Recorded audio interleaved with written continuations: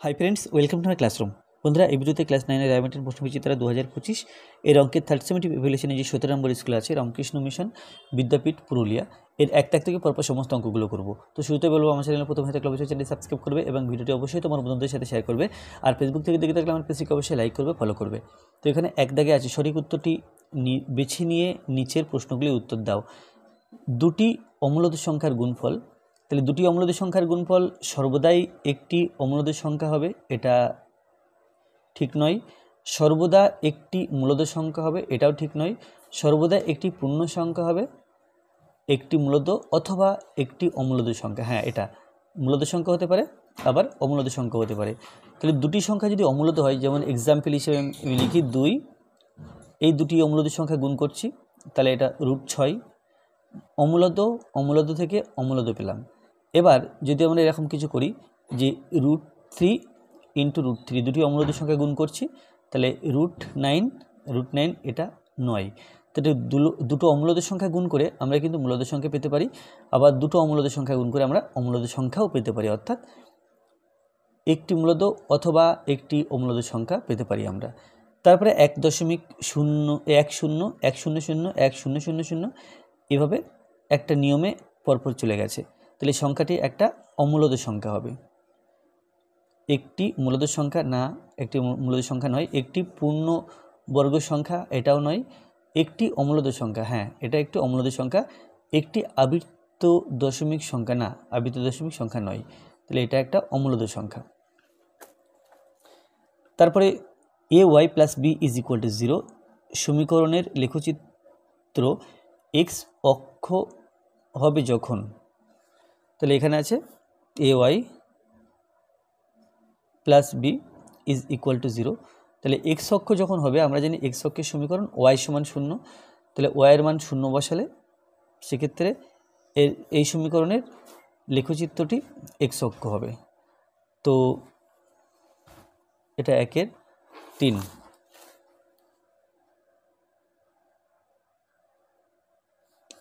একই তিনে আছে ay + b = 0। এখানে y = 0 বসিয়ে পাই। যদি y এর মান 0 বসাই, তাহলে a × 0 + b = 0। এখান থেকে লেখা যায় অনলি b = 0। তাহলে এটা এক্স অক্ষের সমীকরণ হবে যদি b = 0 হয়। এটা আছে a = 0, b = 0, দরকার নেই। a is not equal to 0, b is equal to 0।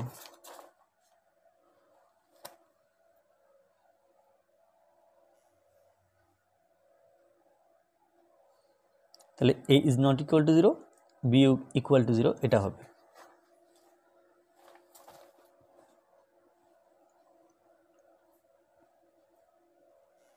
এখানে a is not equal to 0 এই কারণে বলা আছে, কারণ এর সময় যদি 0 লিখি তাহলে y এখানে থাকছে না, সুতরাং a 0 হবে না, b 0 হবে। তবে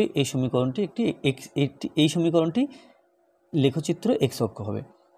তারপরে log 3x + 4 = 3 হলে x এর মান কত?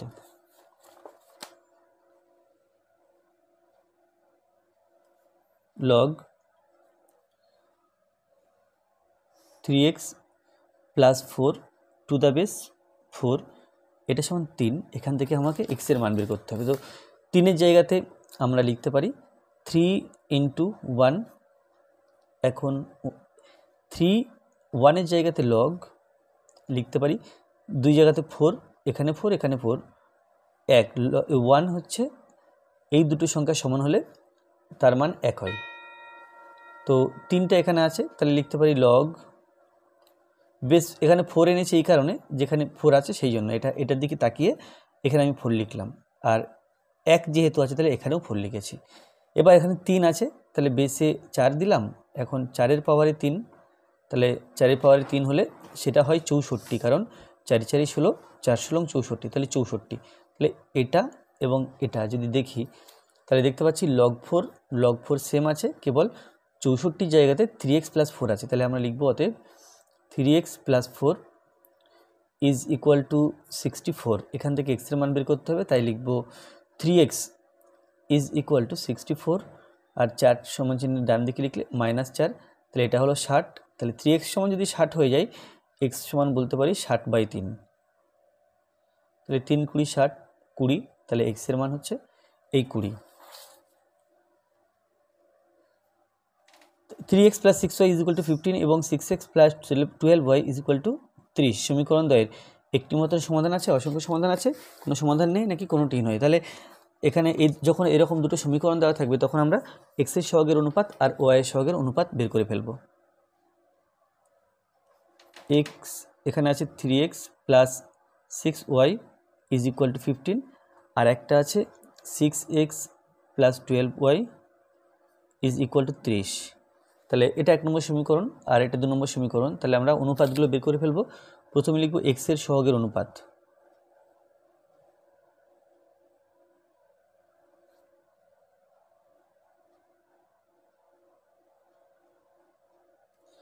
তিন বাই 6, কাটাকুটি করলে 1/2। তারপরে y এর সহগের অনুপাত সমান 6/12, কাটাকুটি করলে পাই 1/2। আর ধ্রুবক সংখ্যার অনুপাত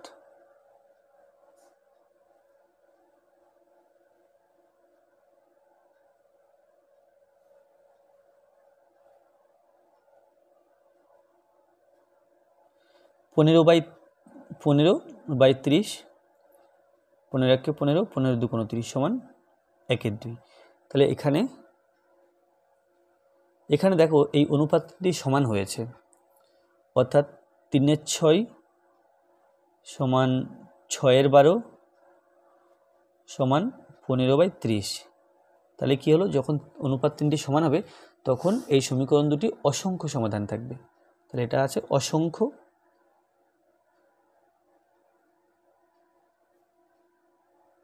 সমাধান আছে।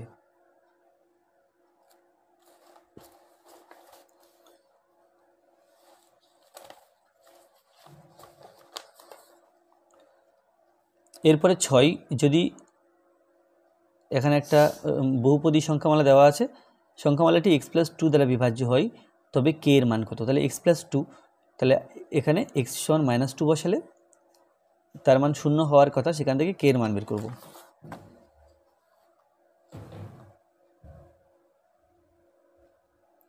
তাহলে fx সমান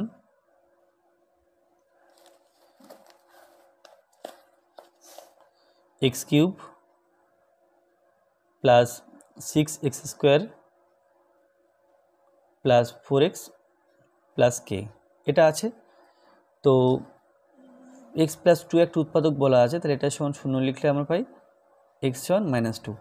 তাহলে ফাংশন অফ -2, যেহেতু এর একটা উৎপাদক x + 2, তাহলে ফাংশন অফ -2 বসালে এর মান 0 হওয়ার কথা।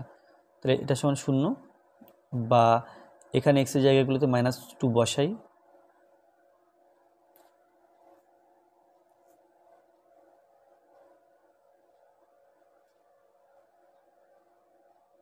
এটা সমান 0, বা -2 হোল কিউব, তাহলে -8 প্লাসে, আচ্ছা এখানে মাইনাস প্লাস 2 × 2 = 4, 4 আর 6, 4 × 6 = 24, প্লাস 24 প্লাসে মাইনাসে মাইনাস, 4 × 2 = 8, তাহলে -8 plus k = 0।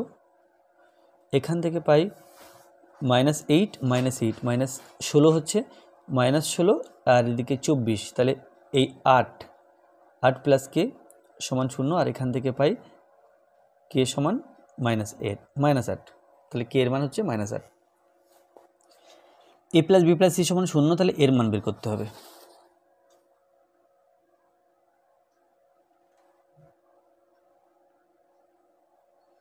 a + b + c সমান 0, এটা মনে রাখবো। তাহলে a² / bc + b² / ca + c² / ab, bc/ca ab এর লসাগু abc, bc দিয়ে ভাগ করলে bc কেটে যাবে, a থাকবে, এর সাথে এর গুণ, তাহলে এর সাথে a² গুণ করলে a³ প্লাস ca দিয়ে ভাগ করলে b থাকছে, b দিয়ে b² কে গুণ করলে b³ আর এবি দিয়ে যদি এবিসিকে ভাগ করি তাহলে এ এর সাথে এ কাটবে, বি এর সাথে বি কাটবে, সি পড়ে থাকবে, সি এর সাথে সি স্কোয়ার গুণ করলে সি কিউব। তো এই হলো। এখন আমি এখানে লিখতে পারি -3abc প্লাস 3abc, 3abc বিয়োগ করলাম আবার যোগও করে দিলাম। তাহলে এইখান থেকে এই পর্যন্ত আমরা একটা সূত্র লিখতে পারি। সূত্র হচ্ছে a plus B plus C into A square plus B square plus C square minus AB minus BC minus CA plus 3abc by A B C. তাহলে এটার মান 0 দেওয়া আছে এখানে, তাহলে এটার মান 0 বসিয়ে দিলাম। 0 into A square plus B square plus C square minus AB minus BC minus CA plus 3abc by ABC. তাহলে 0 দিয়ে এই রাশিমালাকে গুণ করলে 0ই হবে, তাহলে 0টা আমি আর লিখছি না। 0 প্লাস 3abc, তাহলে এটা হলো 3abc বাই এবিসি। এবিসি কেটে দিলে আমরা পাই কেবল 3। তারপরে আছে দেখো এখানে ত্রিভুজ পিকিউআর এর পিকিউআর 90 ডিগ্রি, পিআর সমান 10 সেন্টিমিটার। যদি এস বিন্দুটি পিআর এর মধ্যবিন্দু হয় তবে কিউএস এর দৈর্ঘ্য কত? ত্রিভুজ পিকিউআর এর পিকিউআর এটা 90 ডিগ্রি বলা আছে।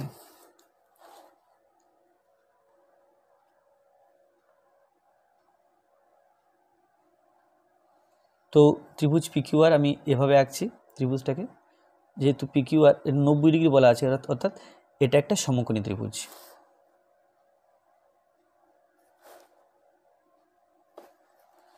তো নাম দিলাম পি কিউ আর, এই কোণটা 90 ডিগ্রি বা সমকোণ।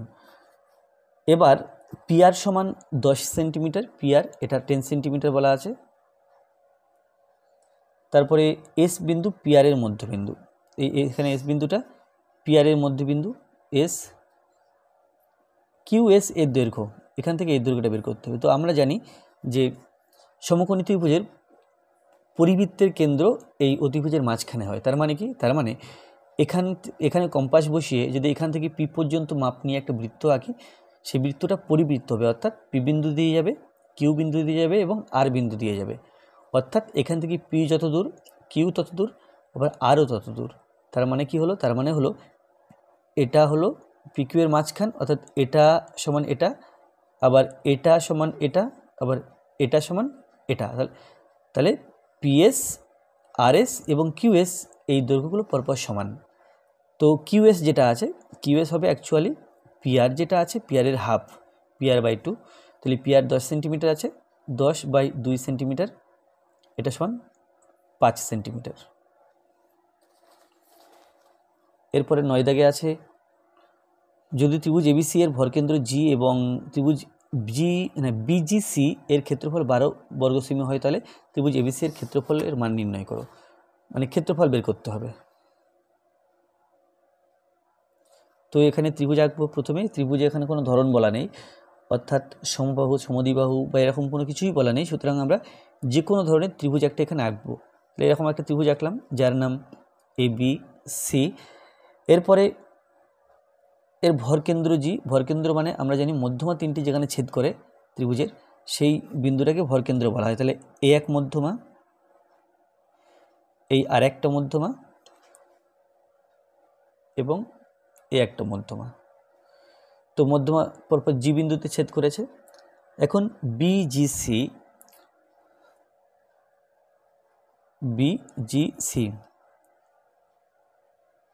এই যে এই ত্রিভুজটা বিজিসি এর ক্ষেত্রফল 12 বর্গ সেন্টিমিটার, এটা বলা আছে 12 বর্গ সেন্টিমিটার বা 12 সেন্টিমিটার স্কোয়ার। এখন ত্রিভুজ এবিসি এর ক্ষেত্রফল বের করতে হবে। ত্রিভুজ এবিসি আমরা জানি যে ত্রিভুজের ভরকেন্দ্র বা মধ্যমা 3টি ত্রিভুজকে যদি 3টি সমান ক্ষেত্রফল বিশিষ্ট ত্রিভুজে ভাগ করে, তো টোটাল ত্রিভুজটা হবে এই ত্রিভুজের 3 গুণ বা এরকম ক্ষেত্রফলযুক্ত 3খানা ত্রিভুজ নিয়ে মোট ত্রিভুজটা তৈরি। এই 3টে ত্রিভুজ মিলে এবিসি, আবার এই 3টে ত্রিভুজের ক্ষেত্রফল পরপর সমান। তো আমরা বলতে পারি ত্রিভুজ এবিসি সমান 3 ইন্টু ত্রিভুজ বিজিসি বিজেসি সমান 3 ইন্টু ত্রিভুজ এই 12 সেন্টিমিটার স্কোয়ার দেওয়া আছে, 12 সেন্টিমিটার স্কোয়ার, তাহলে 3 12 36 সেন্টিমিটার স্কোয়ার। এটা 9 দাগ হয়ে গেল। এরপরে 10, যদি পি এখানে স্থানাঙ্ক দেওয়া আছে কিউ এবং আর এবং এক্স এবং এস বিন্দু চারটি পি কিউ আর এস সামান্তরিকের শীর্ষবিন্দু হয়, তবে এখানে এক্স এর মান এবং ওয়াই এর মান দেওয়া আছে। তাহলে প্রথম কাজ হবে সামান্তরিকটি এঁকে ফেলা। যদি মনে করো এটা হলো সেই সামান্তরিক,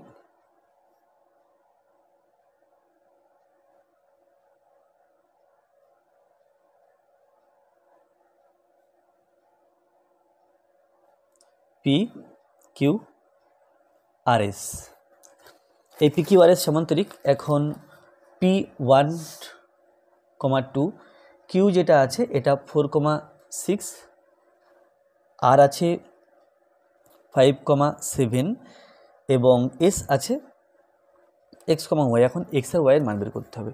তো আমরা জানি কি, আমরা জানি সামান্তরিকের কর্ণ দুটি পরস্পরকে সমদ্বিখণ্ডিত করে, অর্থাৎ কর্ণ দুটি যেখানে ছেদ করবে সেটা হলো দুটি কর্ণের মধ্যবিন্দু। এটা যদি ও হয়, ও হচ্ছে দুটি কর্ণের ছেদবিন্দু ও, অর্থাৎ ও বিন্দুটা এই পি কিউ আর সরলরেখার মধ্যবিন্দু, আবার না পি আর সরলরেখার মধ্যবিন্দু ও, আবার কিউএস সরলরেখার মধ্যবিন্দু ও। তাহলে কর্ণ দুটি ছেদবিন্দু ও ধরেছি, এটা লিখবো এখানে। মনে করি কর্ণদ্বয়ের ছেদবিন্দু ও। তাহলে এখানে আমরা কি করব আগে বুঝে নাও। আমরা করব কি, যে এই ও বিন্দুর স্থানাঙ্ক এই দুটো স্থানাঙ্ক গড় করলে আমরা এটা পাবো, আবার এই দুটো স্থানাঙ্ক গড় করলেও ও বিন্দুর স্থানাঙ্ক পাবো। তাহলে ও বিন্দুর স্থানাঙ্ক আমরা দুইভাবে বের করব। যে যখন এইভাবে বের করব পি আর নিয়ে, তখন সেখানে এক্স থাকবে না, কেবল সংখ্যা থাকবে। কিন্তু যখন এইভাবে বের করব সেখানে কিন্তু এক্স থাকবে। তো তাহলে তাহলে এইভাবে কিভাবে বের করি, এই 1 5 যোগ করি 2 ভাগ, 2 আর 7 যোগ করি 2 ভাগ, তাহলে আমরা এক্স কমা ওয়াই পেয়ে যাবো। আর এখানে তাই এক্স এবং 4 যোগ করি 2 ভাগ, তাহলে এক্স স্থানাঙ্ক পেলাম। ওয়াই এবং 6 যোগ করি 2 ভাগ। অ্যাকচুয়ালি আমরা যদি অত ভাষা দিয়ে না লিখি, এটা অ্যাকচুয়ালি এরকম হবে। ও বিন্দুর স্থানাঙ্ক প্রথমে পি আর দিয়ে, যেটা হবে পি আর দিয়ে হবে 1 + 5/2 কমা দিয়ে 2 + 7/2 এটা। আর যদি কিউআর দিয়ে লিখি আমরা কিউআর, তাহলে এক্স + 4/2 কমা ওয়াই + 6/2 এটা হবে স্থানাঙ্ক। তো এটা হলো এক্স স্থানাঙ্ক প্রথমটা, পরেরটা ওয়াই স্থানাঙ্ক। তাহলে লিখবো কি, ও বিন্দুর এক্স স্থানাঙ্ক। আমি এটা জাস্ট বোঝানোর জন্য লিখলাম। আর যদি আমাদের কিছু লিখতে হয় এখানে, সেক্ষেত্রে কি করতে হবে, এখানে এক্স স্থানাঙ্ক ওয়াই স্থানাঙ্ক আকারে লিখতে হবে। ও বিন্দুর এক্স স্থানাঙ্ক, এর প্রথমটা, তাহলে এটাও এক্স স্থানাঙ্ক, এটাও এক্স স্থানাঙ্ক। তাহলে এই দুটো পরপর সমান, অর্থাৎ x + 4/2 সমান 1 + 5/2। এটা হচ্ছে এখন এখান থেকে x এর মান বের করতে হবে। তাহলে আমরা লিখব, বা x + 4/2 সমান 6/2, এটা হচ্ছে 3। তো বজ্রগুণ করলে পাই x + 4 = 3 × 6, x + 4 = 3 × 6, বা x = 6 - 4, আর এটা ইজ 2। আচ্ছা, এবার যদি ওয়াই স্থানাঙ্ক দেখি, ওয়াই স্থানাঙ্ক এখানে ওয়াই দিয়ে ওয়াই + 6/2, আর এখানে 2 + 7/2, এটা হলো 9/2। নিচে 2 কেটে দিতে পারি, তাহলে হবে y + 6 = 9, বা y = 9 - 6, আর এটা হলো 9 থেকে 6 বিয়োগ করলে 3। অতএব x = 2 ও y = 3। তাহলে এখানে যে অপশান দেওয়া আছে x = 2 এক্স সমান 2 ওয়াই সমান 3, এটা সি অপশানের সাথে মিলছে। সিতে দেওয়া আছে এক্স সমান 2 আর ওয়াই সমান 3। 11 দাগে আছে একটি বর্গক্ষেত্র এবং একটি আয়তক্ষেত্রের পরিসীমা সমান এবং তাদের ক্ষেত্রফল যথাক্রমে এস ও আর হলে এখানে মনে রাখতে হবে যে এই বর্গক্ষেত্রের ক্ষেত্রফল আয়তক্ষেত্রের ক্ষেত্রফলের চেয়ে বেশি, অর্থাৎ এটা হবে। এটা কীভাবে হয় সেটা প্রমাণ করা যায়। তো এর প্রমাণ আমি আমার চ্যানেলে আপলোড করেছি, এর প্রমাণ নিয়ে ভিডিও, তোমরা সেটা খুঁজে দেখতে পারো। এবার 12 দাগ, একটি সমবাহু ত্রিভুজের অন্তবৃত্ত ও পরিবৃত্তের ক্ষেত্রফলের অনুপাত কত? তো এখানে আছে সমবাহু ত্রিভুজের অন্তবৃত্ত পরিবৃত্তের ক্ষেত্রফলের অনুপাত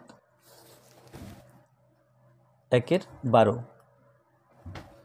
তো সমবাহু ত্রিভুজ এখানে একটা আঁকবো, এ বি সি, এটা হলো একটা সমবাহু ত্রিভুজ।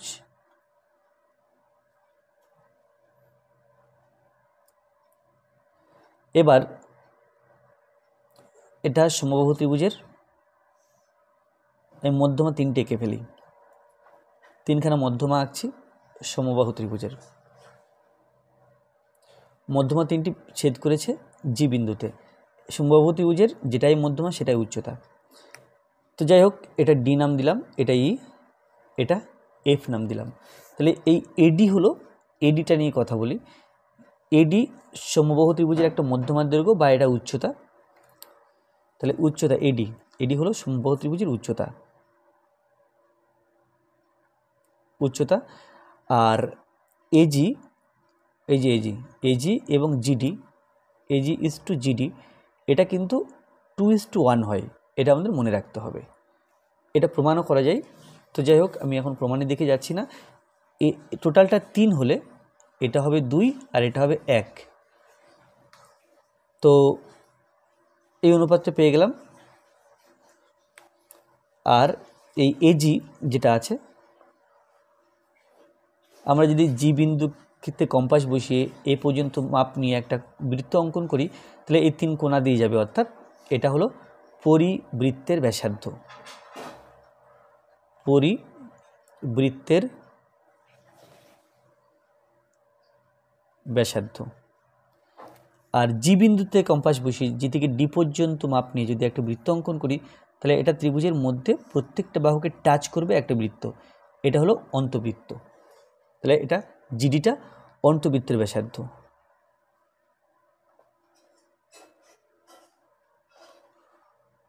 অন্তবৃত্তের ব্যাসার্ধ। এবার আমাকে বের করতে হবে যে পরিবৃত্ত এবং অন্তবৃত্তের ক্ষেত্রফলের অনুপাত। আগে অন্তবৃত্ত আছে, তো অন্তবৃত্ত ও পরিবৃত্তের ক্ষেত্রফলের অনুপাত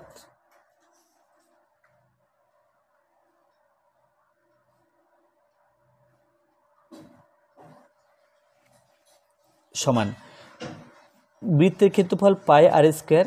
তাহলে এখানে পরিবৃত্তের ব্যাসার্ধ এজি, তাহলে পাই আর স্কোয়ার না লিখে আমি এজি স্কোয়ার লিখতে পারি, ইস টু পাই। আচ্ছা, প্রথম অন্তবৃত্তটা লিখছি, তাহলে জিডিটা প্রথমে লিখবো, এজিটা নয়। তো এখানে অন্তবৃত্তের ব্যাসার্ধ জিডি দিলাম, জিডি, আর পাই এজি স্কোয়ার। পাই যদি কেটে দিই, GD square is to AG square. তাহলে এখানে দেখো এজি আর জিডি 2:1। তো আমি জিডি যেটা আছে, এই জিডিটা লিখতে পারি এডি এর 3 ভাগের 1 ভাগ, তো সমান এটা 1/3 এডি তার হোল স্কোয়ার। আর এজিটা হলো এ থেকে জি, এটা এডি এর 3 ভাগের 2 ভাগ, তো 2/3 এডি তার হোল স্কোয়ার। তাহলে এটা হবে 1/9 এডি স্কোয়ার ইজ টু 2×2 4, 3 থেকে 9 by AD square. AD square দিয়ে ভাগ করলে 1/9 ইজ টু 4/9। এখন প্রথম পদকে 9 দিয়ে গুণ আর দ্বিতীয় পদকে 9 দিয়ে গুণ, বা পূর্ব পদকে 9 দিয়ে গুণ করলাম, উত্তর পদকে 9 দিয়ে গুণ করলাম, তাহলে এটা হচ্ছে 1:4।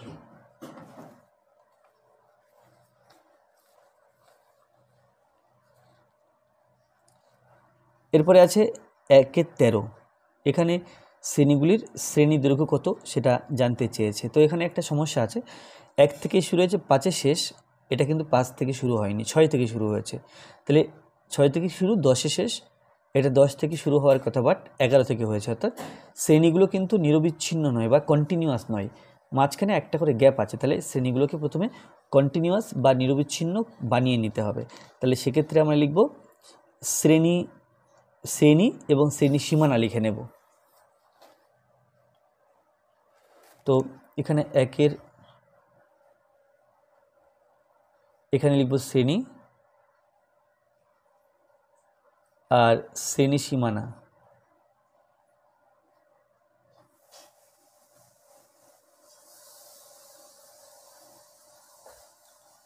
শ্রেণী আছে আর শ্রেণী সীমানা আছে। তো শ্রেণী দেখো এখানে পরপর দেওয়া আছে 1 থেকে 5, 6 থেকে 10 আর 11 থেকে 15।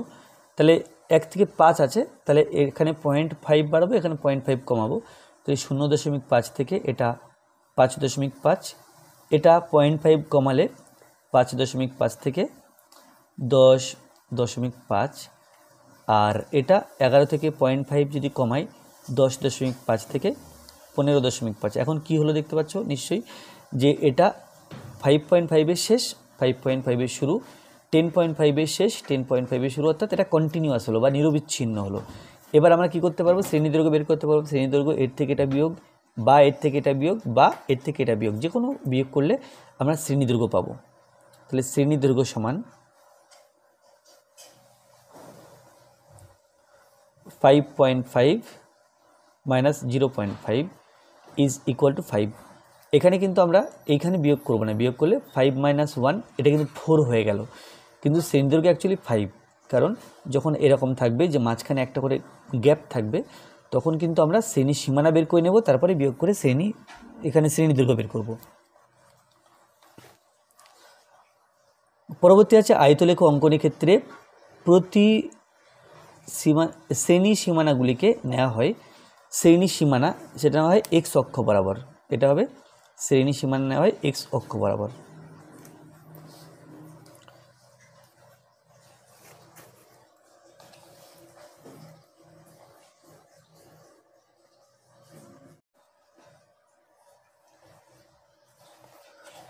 কোনো দ্রব্যের বিক্রয় মূল্যের উপর 20% লাভ হলে ওই দ্রব্যের ক্রয় মূল্যের উপর শতকরা লাভ হবে কত? তাহলে এখানে আছে কোনো দ্রব্যের বিক্রয় মূল্যের উপর 20% লাভ, তাহলে ক্রয় মূল্যের উপর শতকরা লাভ কত? বিক্রয় মূল্যের উপর 20% লাভ, তার মানে হলো যদি আমরা 100 টাকায় বিক্রয় মূল্য যদি 100 টাকা হয়, তাহলে লাভ হয়েছে 20 টাকা, তাহলে সেখান থেকে ক্রয় মূল্য পেয়ে যাব 2/1। তাহলে বিক্রয় মূল্যের উপর 20% লাভের অর্থ হলো বিক্রয় মূল্যের উপর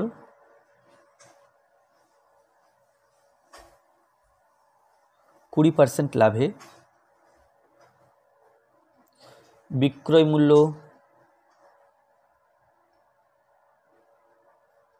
100 টাকা হলে লাভ 20 টাকা, ও ক্রয় মূল্য নিশ্চয়ই আরও কম ছিল, 100 টাকার কম, ক্রয় মূল্য 100 থেকে 20 বিয়োগ করলে 80 টাকা। এখন আমাকে ক্রয় মূল্যের উপর শতকরা লাভ বের করতে হবে, অর্থাৎ ক্রয় মূল্য যদি 100 টাকা হতো কত লাভ হতো সেটা বের করতে হবে। তাহলে লিখব ক্রয় মূল্য 80 টাকা হলে লাভ সমান 20 টাকা, ক্রয় মূল্য 1 টাকা হলে লাভ সমান 20/80 টাকা, এবং ক্রয় মূল্য 100 টাকা হলে লাভ সমান 20 × 100,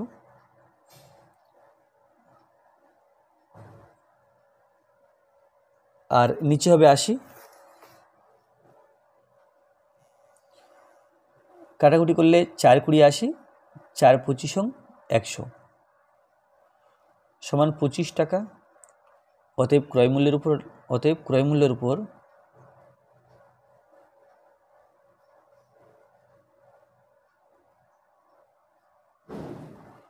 শতকরা লাভ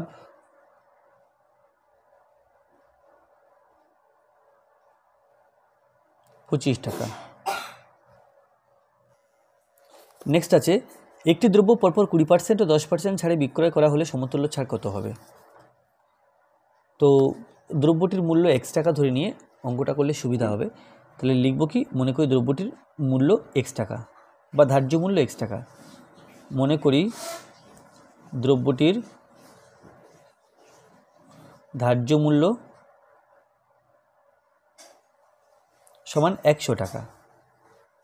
এখানে 100 টাকা ধরতে হবে। তাহলে ধার্য মূল্য 100 টাকা ধরলাম। এখন প্রথমবার 20% ছাড় দেওয়া হয়েছে, তাহলে 100 টাকার 20% সেটা কিন্তু 20 টাকা হবে। তাহলে 20% ছাড়ের পর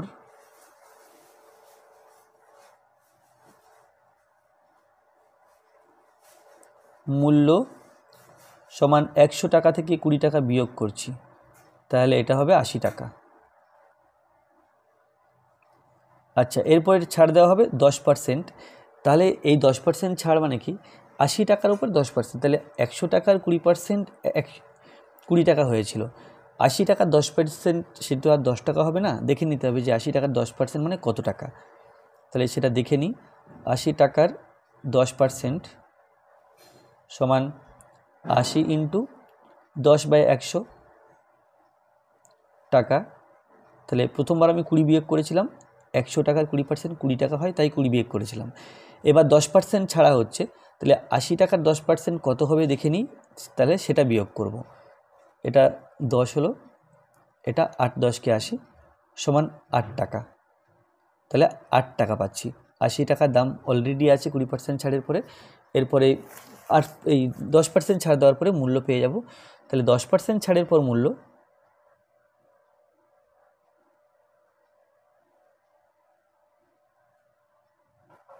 সমান 80 টাকা, তার থেকে 8 টাকা বিয়োগ করছি সমান 72 টাকা। তাহলে সমতুল্য ছাড়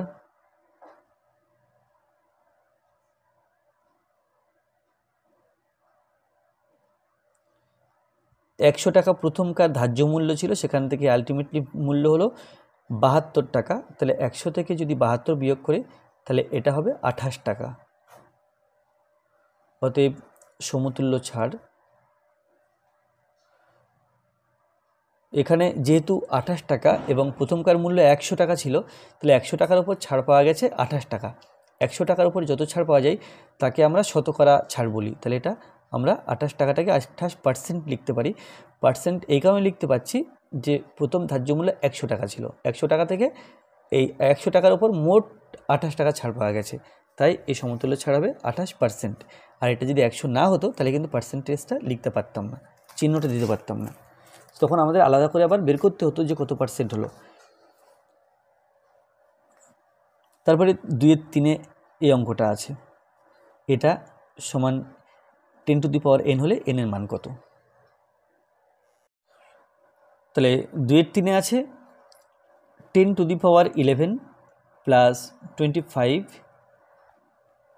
whole square minus 10⁻11 minus 25 whole square is equal to 10⁻n। তাহলে এখানে n এর মান বের করতে হবে, এটা আছে অঙ্কটা। তো এখন আমরা দেখতে পাচ্ছি যে 10⁻11 এটাকে a ধরবো আর 25কে b ধরবো। তাহলে a plus b whole square minus a minus b whole square. অর্থাৎ আমরা যে 4ab সূত্র জানি, 4ab সূত্র a plus b whole square minus a minus b whole square. তাহলে ঠিক এটা সেই আকারে আছে। তাহলে এটাও কিন্তু 4ab সূত্র, যেখানে a হলো 10⁻11 এবং b হলো 25। তাহলে আমরা লিখতে পারবো, বা এটা 4ab 4 ইন্টু এটা a ইন্টু এটা হলো b, 4ab হয়ে গেল সমান 10⁻n। তো 4 25 100, তাহলে এখানে আছে 10⁻11 আর 4 25 পেয়ে গেলাম 100, সমান 10⁻n।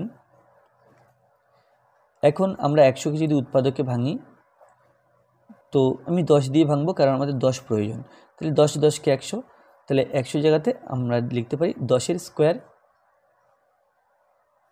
সমান 10⁻n হচ্ছে, বা 10⁻11 + 2, সূচকের নিয়ম, পাওয়ার গুণের সময় পাওয়ার যোগ করতে হয় যদি বেস একই থাকে। n এখানে 10⁻n দিলাম, তো এখান থেকে লিখতে পারি, বা 10⁻11 + 2 এটা 13 ইজ ইকুয়াল টু 10⁻n। দুই দিকে তুলনা করলে পাই, অতএব n যেটা আছে n সমান এখানে 13 পাই। 4 দাগে আছে 3x + 4y = 12 সমীকরণের লেখচিত্র এবং অক্ষদ্বয় দ্বারা গঠিত ত্রিভুজের ক্ষেত্রফল কত তা লেখো। তাহলে যখন এরকম টাইপের অক্ষদ্বয় দ্বারা ত্রিভুজ জানতে চাইবে, তখন আমরা এই যে সমীকরণটা দেওয়া আছে একে ছেদিতাংশ আকারে প্রকাশ করে নেব, তাহলে আমাদের লেখচিত্রটা আঁকা সহজ হবে এবং ত্রিভুজের কোন বাহুর মাপ কত সেটা আমরা সহজে বুঝতে পারবো। তো ছেদিতাংশ আকার মানে কি সেটা আমি খাতাতে দেখাচ্ছি। এখানে আছে দেখো, আমরা এইরকম আকারে লিখে নেব x/a + y/b সমান 1। যদি এইভাবে এই আকারে লিখে নিতে পারি, তাহলে বলতে পারবো x অক্ষকে a বিন্দুতে বা a একক দূরে এবং y অক্ষকে b একক দূরে লেখচিত্রটি ছেদ করছে। তো এখানে a আর b এর মান কত আসে দেখে নিই। যে সমীকরণটা দেওয়া আছে 3x + 4y সমান 12 আছে। এখন আমি ডান দিকে 1 আনতে হবে, সেই জন্য উভয় পক্ষকে 12 দিয়ে ভাগ করব। তাহলে 3x/12 + 4y/12 সমান 12/12। তাহলে উভয় পক্ষকে 12 দিয়ে ভাগ করলাম, কাটাকুটি করলে 12 1 × 12, এটা 3 × 4 = 12, 3, আর এটা হচ্ছে 4। তাহলে পেলাম x/4 + y/3 is equal two 1, এটা পেলাম। এখন কিন্তু বলতে পারছি যে x অক্ষে মূলবিন্দু থেকে 4 একক দূরে ছেদ করেছে, y অক্ষকে মূলবিন্দু থেকে 3 একক দূরে ছেদ করেছে। অর্থাৎ লেখচিত্রটা কেমন হবে আমরা এই এতটুকু দেখে বলে দিতে পারবো। এটা x অক্ষ, এটা y অক্ষ, এটা মূলবিন্দু। তাহলে প্রথমে x অক্ষ বরাবর 4 ঘর যাব, 1 2 3 4, এটা গেলাম। y অক্ষ বরাবর 3 ঘর যাব, 1 2 3, এটা গেলাম। তাহলে এই যে দুটো বিন্দু পেলাম, এই দুটো বিন্দু যদি পরস্পর যোগ করি তাহলে কিন্তু আমরা লেখচিত্রটা পেয়ে যাচ্ছি। আর যে ত্রিভুজ তৈরি হচ্ছে, ত্রিভুজটা যদি নাম দিই, আচ্ছা এটা লেখচিত্রটা এবি নাম দিলাম, এবি। আর ত্রিভুজ পি, এখানে কিউ, ত্রিভুজ P O Q, O P O Q ত্রিভুজ পাচ্ছি। তাহলে লিখব কি, যে 1 নম্বর সমীকরণ দিলাম, এটা 1 নম্বর সমীকরণ, 1 নম্বর সমীকরণ, 1 নম্বর সমীকরণের 1 নম্বর সমীকরণের লেখচিত্র এবি ও x অক্ষ এবং y অক্ষ একসাথে পি ও কিউ ত্রিভুজ গঠন করেছে।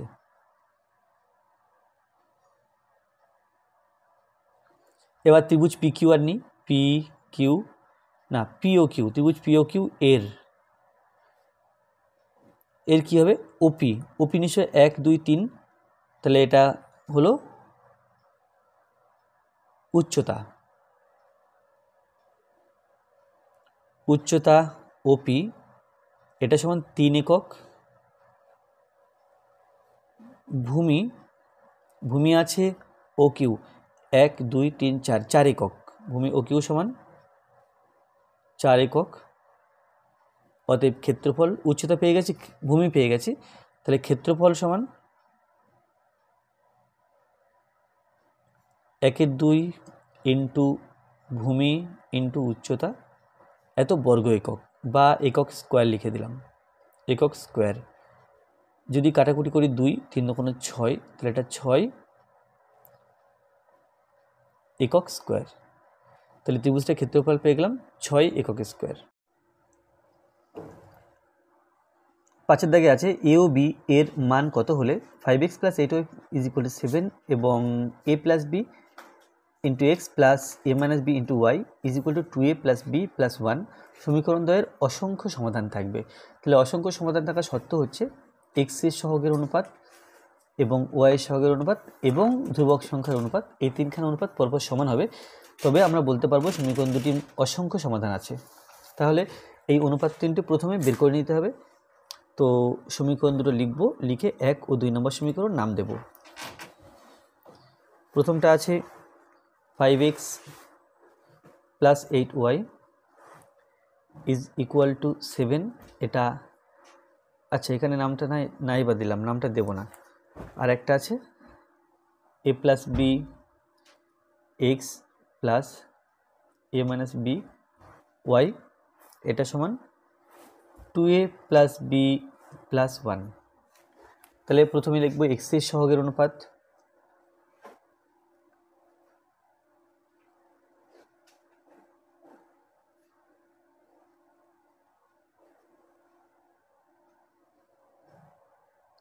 এখানে 5 আছে, এখানে a প্লাস বি আছে, তাহলে 5 বাই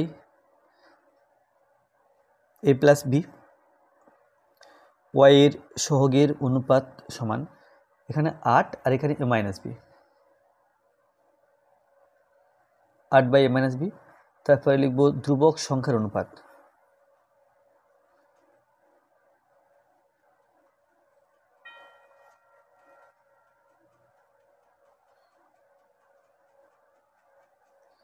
তাহলে এখানে ধ্রুবক সংখ্যা 7 আছে, এখানে 2a plus B plus 1, 7 by 2a plus B plus 1। এখন প্রশ্নানুসারে এটা এটা আর এটা সমান, যেহেতু অসংখ্য সমাধান আছে তাই লিখব প্রশ্নানুসারে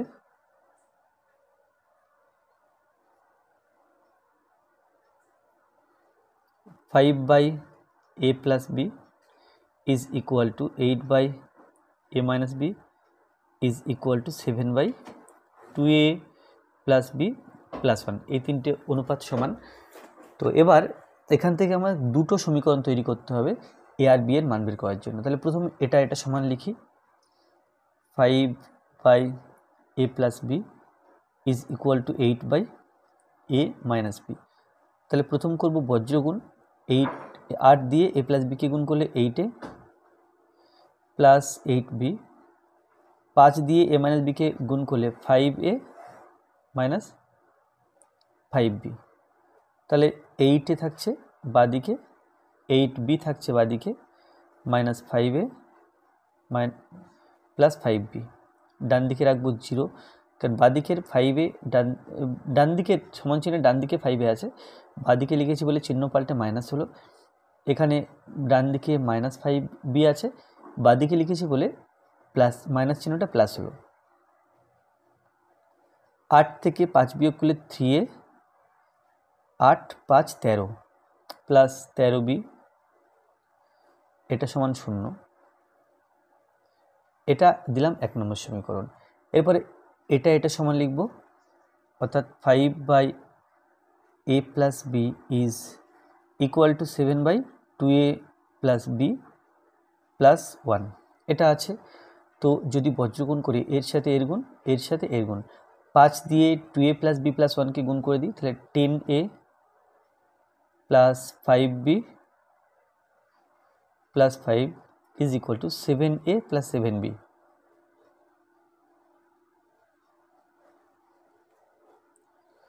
তো এখানে 10a হয়ে গেল, 10a প্লাস 5b, 7b সমান চিহ্নে বাদিকে লিখলে মাইনাস 7a মাইনাস 7b, সমান চিহ্নে ডান দিকে এই 5কে লিখব, 5-এর আগে প্লাস, তাহলে এখানে মাইনাস হলো।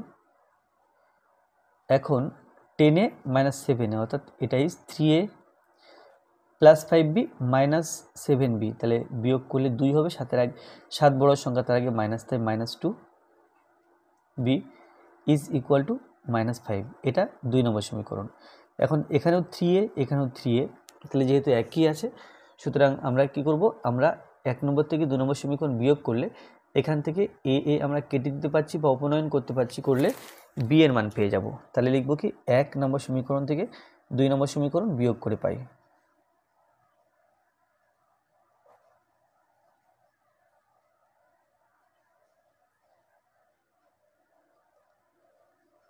সমীকরণ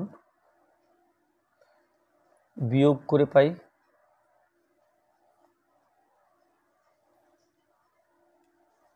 1 নম্বর সমীকরণ আছে 3a plus 13b is equal two 0, আর 2 নম্বর সমীকরণ আছে 3a minus 2b is equal two -5।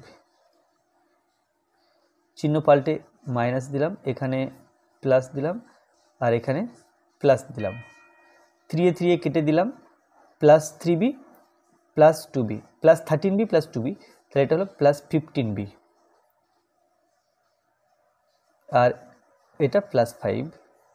তাহলে এখান থেকে লিখতে পারি b সমান 5/15, 5 দিয়ে কাটাকুটি করলে 5 একে 5, 3 5 15, তাহলে এটা হলো 1/3। আর এটা বি এর মান পেয়েছি, এখন এর মান বের করতে চাইলে 1 নম্বর সমীকরণে বি এর জায়গাতে 1/3 বসাবো। তাহলে লিখব আবার 3a plus 13b is equal two 0, আমার এর মান বের করতে হবে। তাহলে লিখব কি বা 3a is equal to 13b, তার আগে মাইনাস, কারণ সমান চিহ্নে ডান দিকে লিখছি, বা a is equal to -13b by 3, তাহলে পেলাম বা a ইজ ইকুয়াল টু -13/3, আর b এর মান 1/3 আছে, তাহলে পেলাম বা a সমান -13/3 থেকে 9 ও b সমান 1/3 পেয়েছিলাম, তাহলে এর মান এটা এবং b এর মান এটা। দেখাও যে a to the power log x to the base a is equal two x।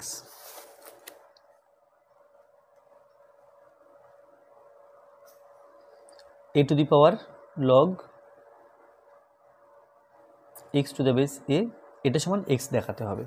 তো আমি এটা সমান p ধরে নিলাম, p। এখন p এর মান যদি x দেখাতে পারি তাহলে এটা সমান x প্রমাণ হবে। তো পাওয়ারের যে সংখ্যাটা থাকে, আমরা যদি এরকম থাকে, দেখো মনে করো এরকম আছে, যদি এরকম থাকে আমরা বা আমি এভাবে লিখব না, a to the power x সমান মনে করো b আছে, তাহলে এই x সমান আমরা লিখি log b, আর একটাকে বেসে লিখি। তাহলে কোনটা কোথায় যাচ্ছে একবার দেখে নাও। এটা পাওয়ারে যেটা আছে সেটা প্রথম থাকছে, যেখানে যার পাওয়ার আছে তাকে আমরা লিখছি বেসে, এবং যেটা সমান চিহ্ন দিয়ে থাকছে সেটা এখানে থাকছে। তাহলে ঠিক এর সাথে যদি তুলনা করি, এটা সেই x এর জায়গাতে আছে, এটা এর জায়গাতে আছে এবং p এর জায়গাতে b আছে, তাহলে x সমান লিখবো, অর্থাৎ এটা সমান, তাহলে লিখবো বা log x to the base a সমান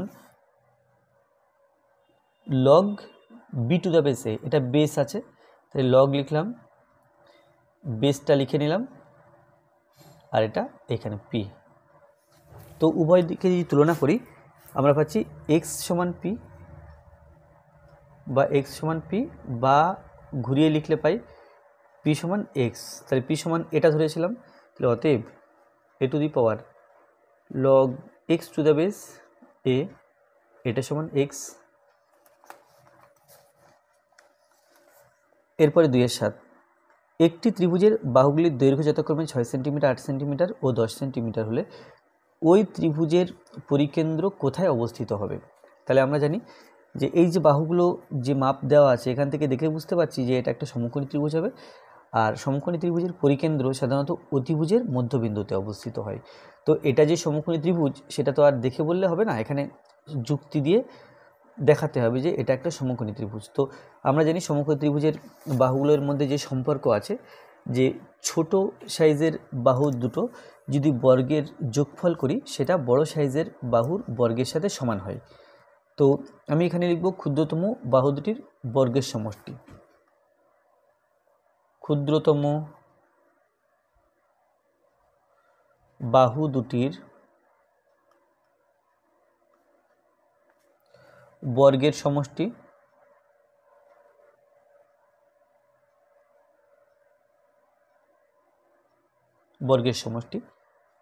সমান, এখানে ক্ষুদ্রতম বাহু আছে 6 সেন্টিমিটার আর 8 সেন্টিমিটার, 6 ছক 36, 8 8 64, তাহলে এটা ইজ 100 হলো। আচ্ছা, এবার বৃহত্তম বাহুর বর্গ, এটা বৃহত্তম বাহু 10 আছে, বৃহত্তম বাহুর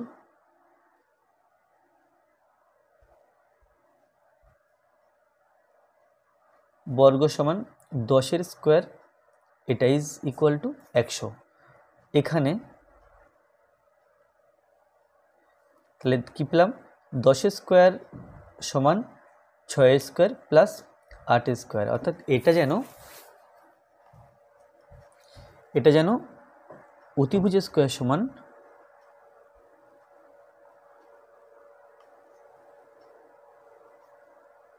লম্ব স্কোয়ার প্লাস ভূমি স্কোয়ার এই সম্পর্কের সাথে মিলছে।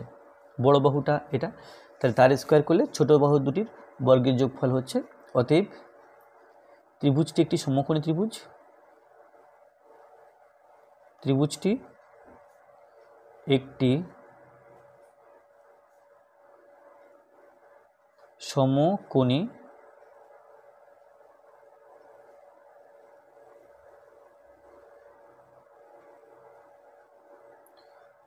ত্রিভুজ যার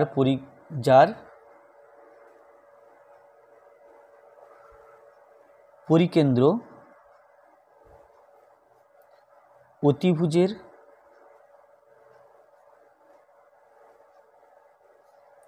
বা 10 সেমি বাহুর 10 সেমি মাপের বাহুর মধ্যবিন্দুতে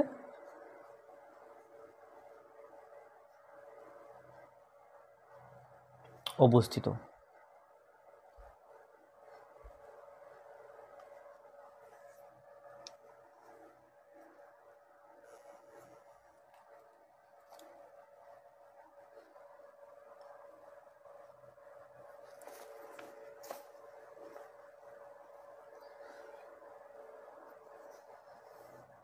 আচ্ছা, এটা 8,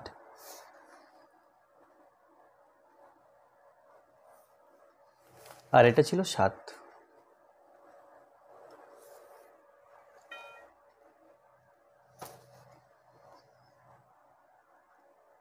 আচ্ছা, 8-এ আছে ত্রিভুজ এবিসি এর বিই ও সিএফ মধ্যমাদায় পরস্পরকে জি বিন্দুতে ছেদ করেছে।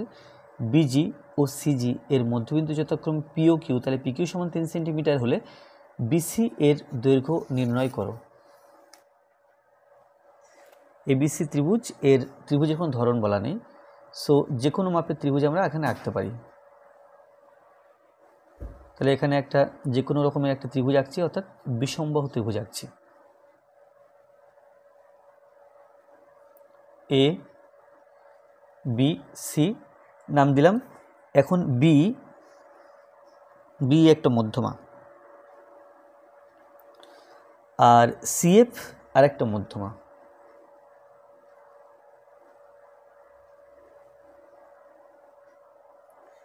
পরস্পরকে জি বিন্দুতে ছেদ করেছে। বিজি, বি থেকে জি এটা, ও সিজি মধ্যবিন্দু যথাক্রমে বিজি এর মধ্যবিন্দু পি, সিজি এর মধ্যবিন্দু কিউ। পিকিউ সমান 3 সেন্টিমিটার, এই পিকিউ 3 সেন্টিমিটার বলা আছে, এটা 3 সেন্টিমিটার। তাহলে বিসি এর দৈর্ঘ্য কত হবে? বিসি এর দৈর্ঘ্য বের করতে হবে।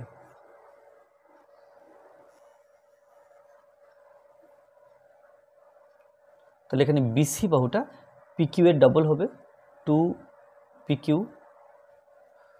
আবার পিকিউ সমান এখানে আছে 3 সেন্টিমিটার, অতএব বিসি সমান 3 × 2 সেমি সমান 6 সেন্টিমিটার।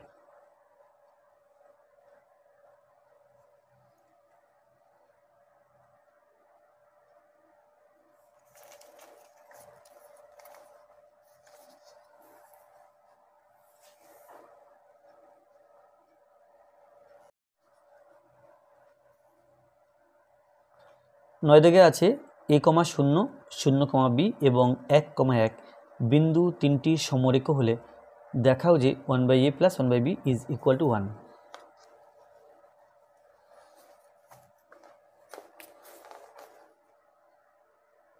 তাহলে বিন্দু তিনটি প্রথমে লিখে নেব। তাহলে লিখব প্রদত্ত বিন্দু তিনটি হলো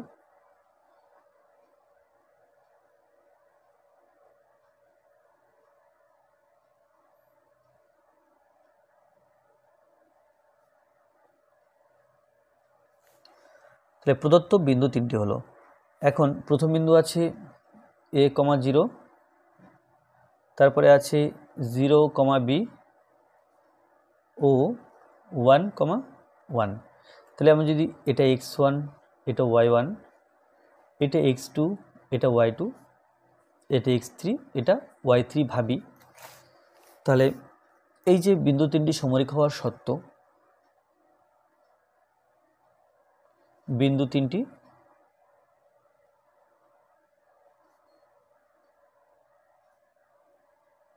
সমরেখ হওয়ার শর্ত,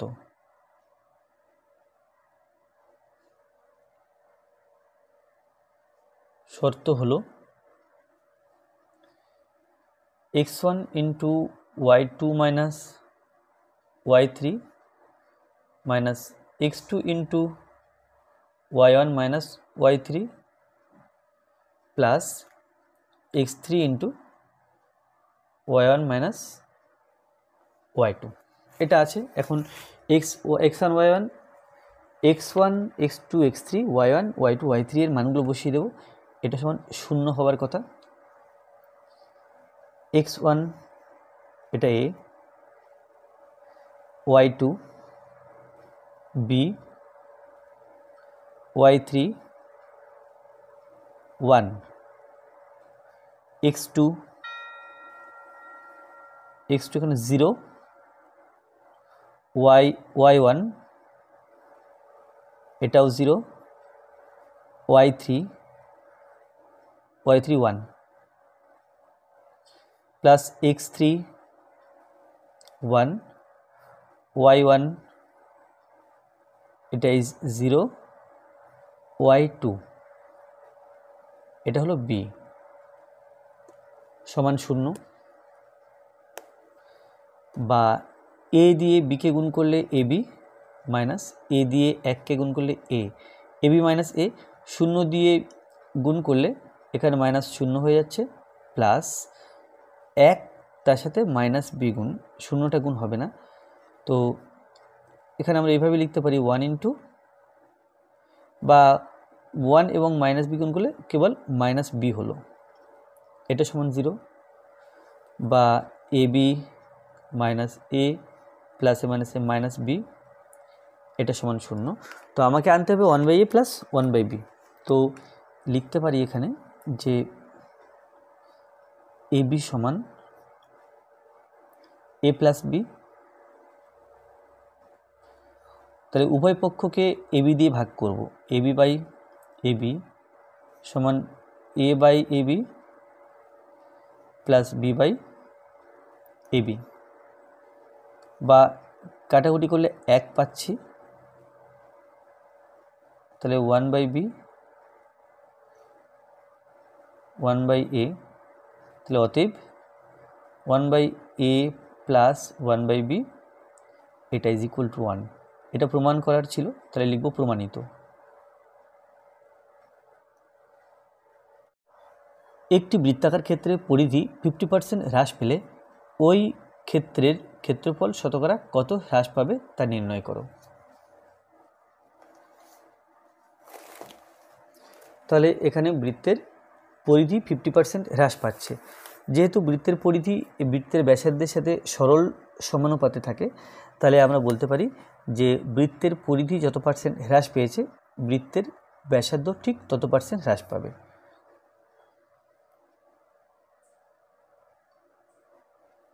তাহলে 2/10 এখানে লিখব বৃত্তের পরিধি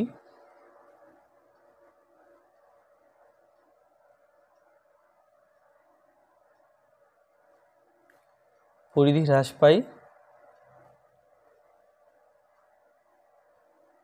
সমান 50%।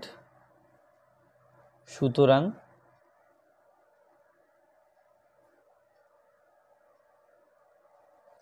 ব্যাসার্ধ হ্রাস পায়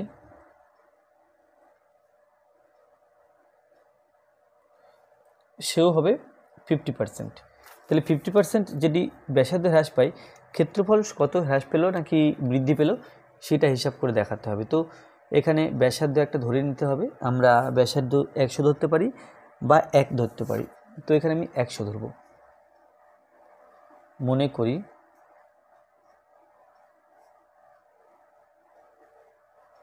ব্যাসার্ধ সমান 100 একক। তাহলে ব্যাসার্ধ 100 একক ধরেছি। এখন ক্ষেত্রফল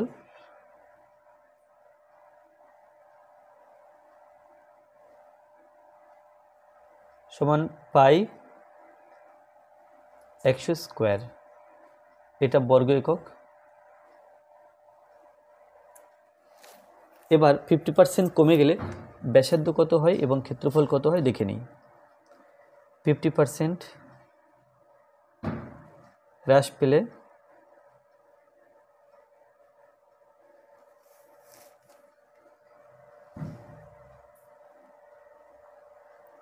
ব্যাসার্ধ হয় 100 থেকে 50 বিয়োগ করলে 50 একক ও ক্ষেত্রফল সমান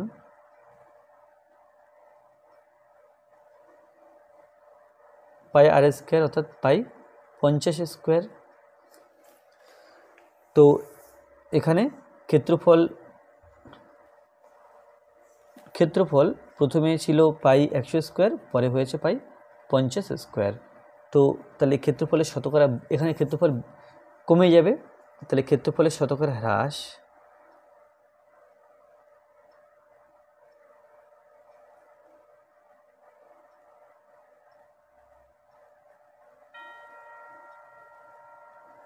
তাহলে কত হ্রাস পেল প্রথমে দেখে নিই। আগে ছিল পাই ইন্টু 100 স্কোয়ার, এখন হচ্ছে পাই ইন্টু 50 স্কোয়ার। এখানে 100 গুণ করতে হবে আর নিচে প্রাথমিক মান, অর্থাৎ প্রথম ছিল পাই ইন্টু 100 তার হোল স্কোয়ার। এটা ছিল এটা হিসাব করলে ক্ষেত্রফল শতকরা কত হ্রাস পেল সেটা আমরা পেয়ে যাব।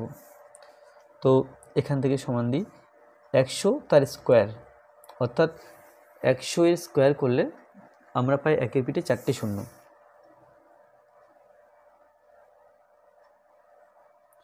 মাইনাস 50 এর স্কোয়ার করলে 5 5 25, 25 পাই বাই এখানে 100 100 1 এর পিঠে 4টে শূন্য পাই ইন্টু 100। তাহলে এখানে আছে 10,000, তার থেকে 10,000 থেকে 2,500 বিয়োগ করছি, তাহলে 7,500 থাকবে। 7,500 পাই বাই 10,000 পাই ইন্টু 100।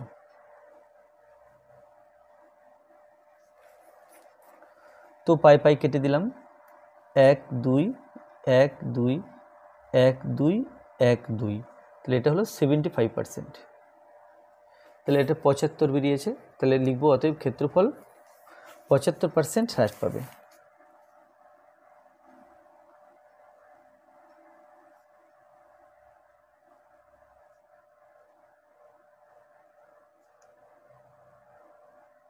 হ্রাস পাবে।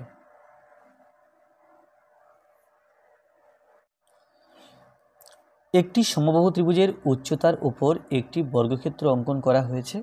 ওই সমবাহু ত্রিভুজ ও অঙ্কিত বর্গক্ষেত্রের ক্ষেত্রফলের অনুপাত কত? তাহলে এখানে সমবাহু ত্রিভুজের যেহেতু উচ্চতার উপর বর্গক্ষেত্র অঙ্কন করা হয়েছে, সুতরাং বর্গক্ষেত্রের যে একটা বাহু সেটা কিন্তু ত্রিভুজের উচ্চতার সমান। তাহলে প্রথম এখান থেকে ত্রিভুজের উচ্চতা বের করে নিতে হবে, আর উচ্চতা বের করে নিলে আমরা কী পাবো, আমরা সমবাহু ত্রিভুজ ও অঙ্কিত বর্গক্ষেত্রের ক্ষেত্রফলের অনুপাত বের করতে পারবো। তাহলে প্রথম কাজ হবে সমবাহু ত্রিভুজের উচ্চতা বের করে ফেলা। তো এখানে বাহুর দৈর্ঘ্য দেওয়া নেই, সুতরাং এখানে বাহুর দৈর্ঘ্য ধরে নেব। মনে করি সমবাহু ত্রিভুজটির প্রতিটি বাহুর দৈর্ঘ্য a একক, কিন্তু এখানে বর্গক্ষেত্রের ক্ষেত্রফল, ঠিক আছে, এখানে a একক, আমরা সেমি বা মিটার কিছু ধরবো না, এখানে ডাইরেক্ট একক ধরবো। মনে করি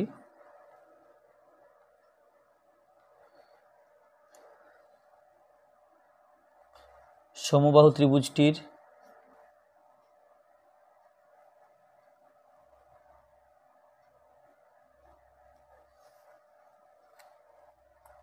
বাহুর দৈর্ঘ্য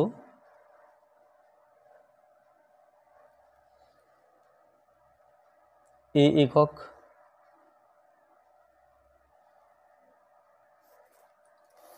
তাহলে বাহু দৈর্ঘ্য a একক পেলাম। উচ্চতা বের করতে হবে,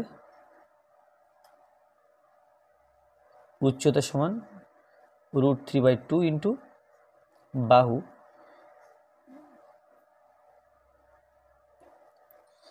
তাহলে এটা বেরিয়ে গেল উচ্চতা। এখন এখানে আছে দেখো যে উচ্চতার উপরে বর্গক্ষেত্র অঙ্কন করা হয়েছে, তাহলে বর্গক্ষেত্রের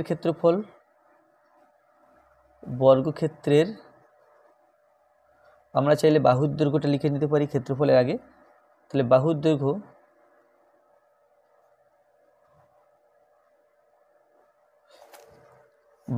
সমান, এটা a√3 লিখি, a√3/2,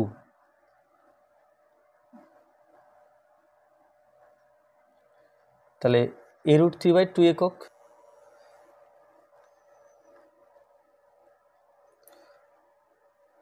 ক্ষেত্রফল সমান বাহু স্কোয়ার, তাহলে a√3/2 তার হোল স্কোয়ার, বর্গ একক। তাহলে এটা হলো বর্গক্ষেত্রের ক্ষেত্রফল। আর সমবাহু ত্রিভুজের ক্ষেত্রফল সেটা আমরা বের করে নেব। তাহলে সমবাহু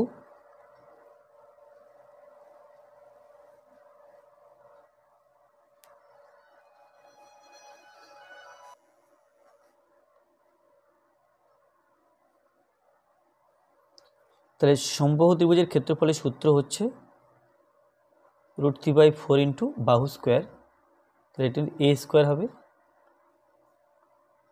এত বর্গ একক। তো এখানে এই দুই ক্ষেত্রফলের অনুপাত বের করতে হবে, সমবাহু ত্রিভুজের ও অঙ্কিত বর্গক্ষেত্রের ক্ষেত্রফলের অনুপাত, দিস ইজ টু দিস। তাহলে সমবাহু ত্রিভুজ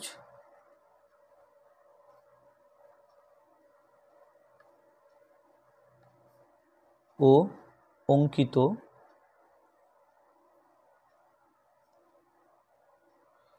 বর্গক্ষেত্রের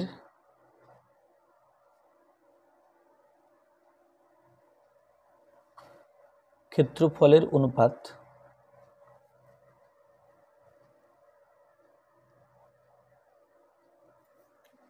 তাহলে সমবাহু ত্রিভুজটা আগে লিখব, আর এটা আছে a√3/2 তার হোল স্কোয়ার সমান √3/4 a স্কোয়ার ইজ টু, এখানে হবে a স্কোয়ার, √3 হোল স্কোয়ার করলে 3/2 × 4, এটা এলো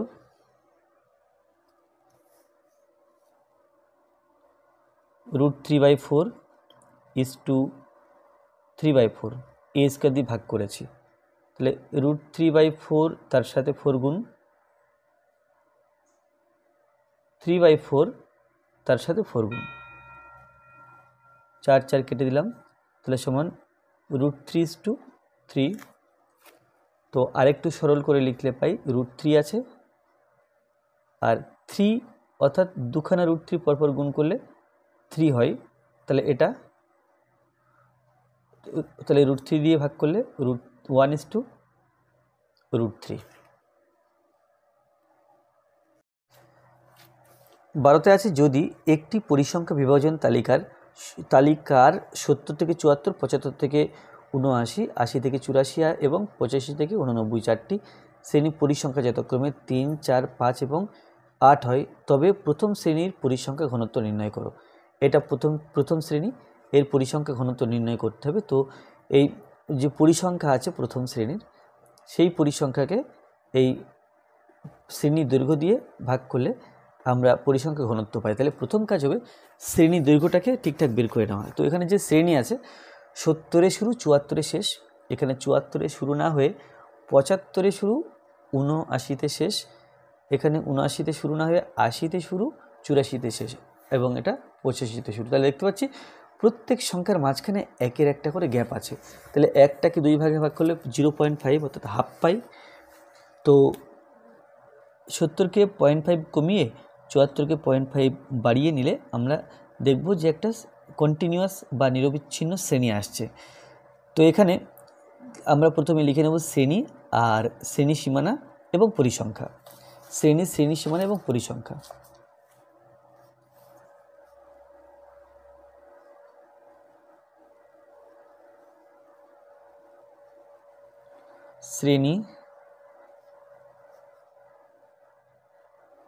শ্রেণী সীমানা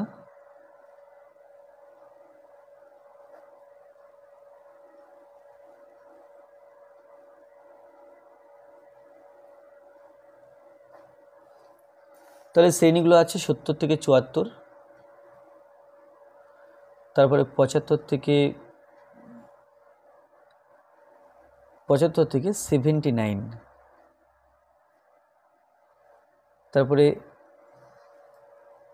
80 থেকে 84,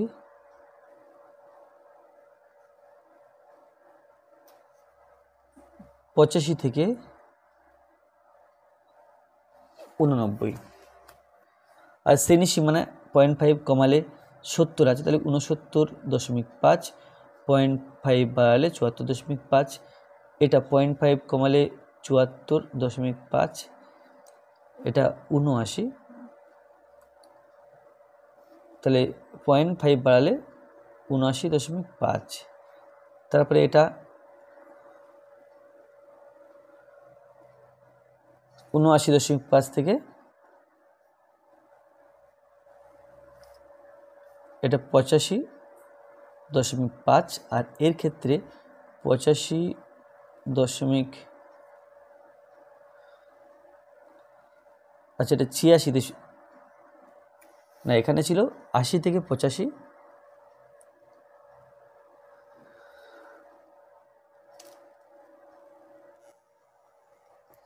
এখানে 84 ছিল, এটা 85, ঠিক আছে। তো এটা হলো 84.5 আর এটা 84.5 থেকে 89.5। আর এখানে পরিসংখ্যাগুলো দেওয়া আছে 3, 4, 5 এবং 8 হলো। এবার প্রথম শ্রেণীর পরিসংখ্যা ঘনত্ব।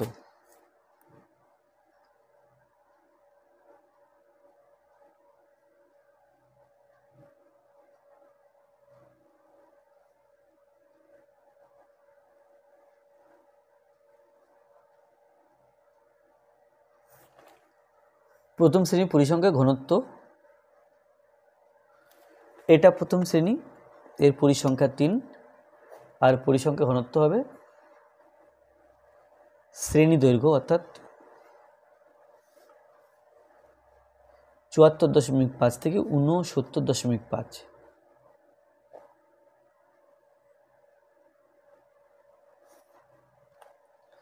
তাহলে এখানে 74.5 থেকে এখানে পেলাম 79,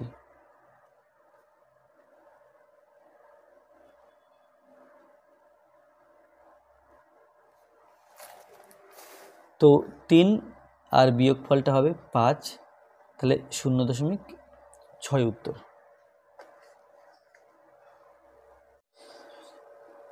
13 আছে একটি অবিচ্ছিন্ন পরিসংখ্যা বিভাজন তালিকার কোনো শ্রেণী মধ্যমান 42 এবং তার শ্রেণী দৈর্ঘ্য 10 হলে ওই শ্রেণীর ঊর্ধ্ব ও নিম্ন সীমা নির্ণয় করো। তাহলে যদি ছবি দিয়ে আমরা এটা বোঝার চেষ্টা করি,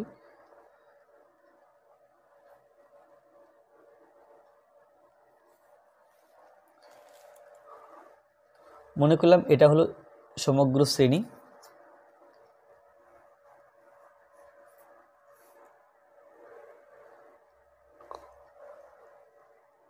এই শ্রেণীর মধ্যমান 42 দেওয়া আছে, তারপরে শ্রেণী দৈর্ঘ্য 10 দেওয়া আছে, তাহলে এদিকটা 5 আর এদিকটা 5।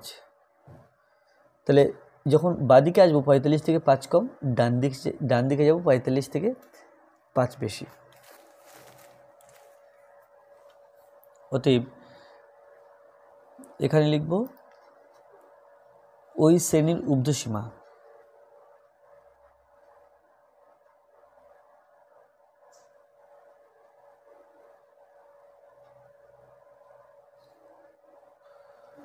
ঊর্ধ্ব শ্রেণীর সীমানা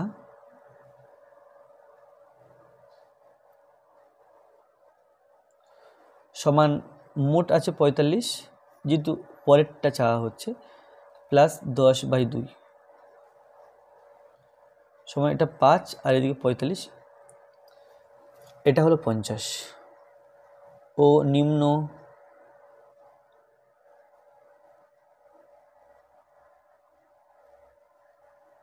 শ্রেণীর সীমানা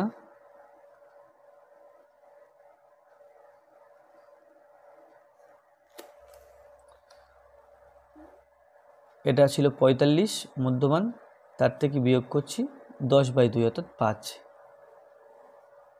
তাহলে এটা হয়ে গেল 40।